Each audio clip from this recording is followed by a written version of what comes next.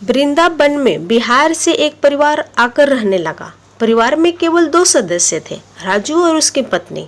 राजू वृंदावन में रिक्शा चलाकर अपना जीवन यापन करता था और रोज बिहारी जी के शाम की आरती में जाता था। पर जिंदगी की भागम भाग में धीरे धीरे उसे बिहारी जी के कृपा दर्शन का सौभाग्य न मिलता। हरि कृपा से उसके घर एक बेटी हुई, लेकिन वो जन्म से ही नेत्रहीन थी। उसने बड़ी कोशिश की पर हर तरफ से निराशा ही हाथ लगी।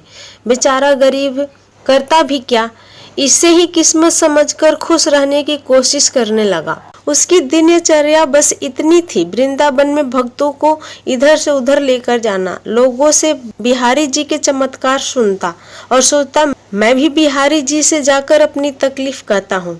फिर ये सोचकर चुप हो जाता कि बिहारी जी के पास जाऊं और वो भी कुछ मांगने के लिए। नहीं, ये ठीक नहीं है। पर एक दिन पक्का मन करके बिहारी जी के मंदिर पहुंचा और देखा कि मंदिर के पुजारी बाहर आ रहे हैं। उसने पुजारी जी से कहा, क्या मैं बिहारी जी का दर्शन कर सकता हूँ? पुजारी जी बोले, मंदिर तो बंद हो गया है, कल जन्माष्टमी है, तुम कल आना। पुजारी जी बोले, क्या तुम मुझे घर तक छोड़ दोगे? राजू ने रोती आंखों को छुपाते हुए हाँ में सिर हिला दिया। पुजारी जी रिक्शा पर बैठ गए और राजू से पूछा, बिहारी जी को क्या कहना चाहते हो? राजू ने कहा, बिहारी जी से अपनी बेटी के लिए आंखों की रोशनी मांगनी थी, वो बचपन से ही देख नहीं सकती। बातों बातों में पुजारी जी का घर कब आ गया पता ही नहीं चला। घर आकर जो राजू ने देखा और सुना वो हैरान कर देने वाला था। राजू ने देखा उसकी बेटी दौड़ भाग कर रही है। उसने अपनी बेटी को गोद में उठाकर पूछा, ये कैसे हुआ? बेटी बोली, पिताजी, आज एक लड़का मेरे पास आया और बोला, तुम राजू की बेटी हो? मैंने उससे हाँ कहा।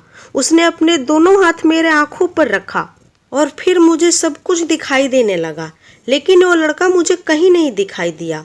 राजू भागा भागा पुजारी जी के घर पहुंचा तो पुजारी जी ने कहा कि मैं तो 2 दिन से बीमार हूँ, मैं तो 2 दिन से बिहारी जी के मंदिर दर्शन को गया ही नहीं। राजू समझ चुका था कि वो कोई और नहीं बाकी बिहारी थे।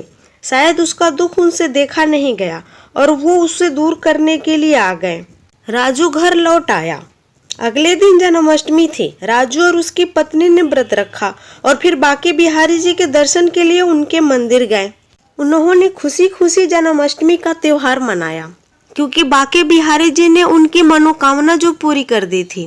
राजू हंसी खुशी अपनी पत्नी और बेटी के साथ जिंदगी जीने लगा। जिंदगी की भागदौड़ और रोजी रोटी कमाने के चक्कर में चाहे कभी और बाकी बिहारी जी के दर्शन के लिए जाए या ना जाए, पर हर जन्माष्टमी पर अपने पत्नी और बेटी के साथ बाकी बिहारी जी के दर्शन को जरूर जाता था।